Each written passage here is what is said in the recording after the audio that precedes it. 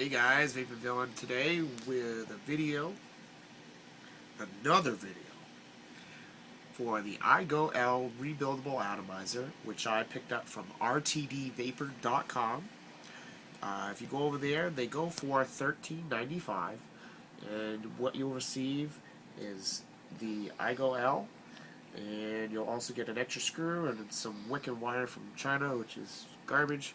So make sure if you are picking up an Igo-L to remember, if you get low or if you're just picking up for the first time, to grab some resistance wire of your choice and some silica wick.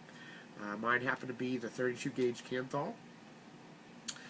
So what a rebuildable atomizer is, for the friends of mine in Maine, and is basically just you're wrapping your own wick.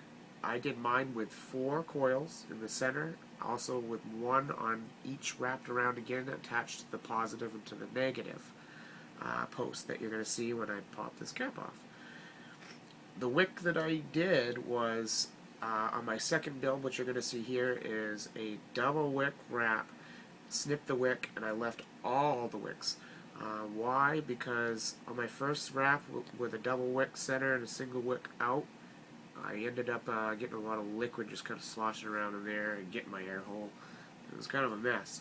So what I did with the wick is I kind of made like a McDonald's symbol and then did it again and wrapped all that wicking inside the pool.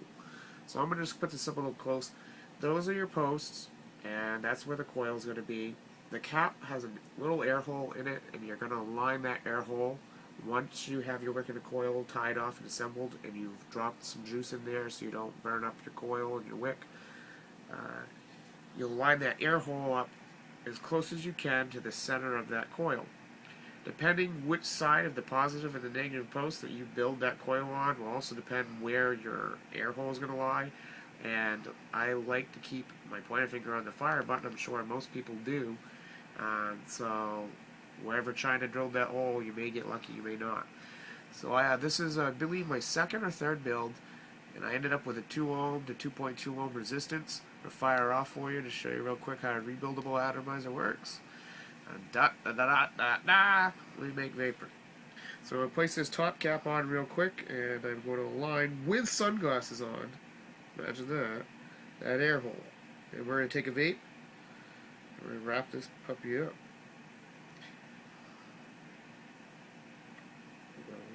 Now this was a new batch Igo-L. As far as the top cap, this one is pretty snug. She won't come off. You can shake your ProVary, whatnot.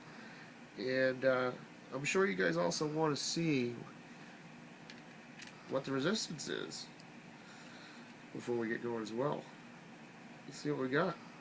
I'm going to go through my menu screen here until I get to the atomizer check. Well, there we go. What do we got? 2.2 ohms. Alright, so I have the ProVary set for 4 volts on another device, and that's going to be fine for this atomizer. It's got liquid on the wick, so we should be all set. I'm going to make sure I know where my air hole is. And it does take a minute or so to get going.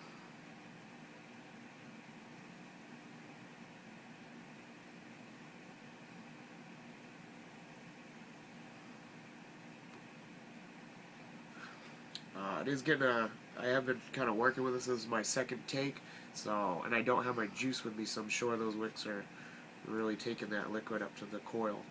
But we'll try it one more time, see if we can get a nice vape out of this.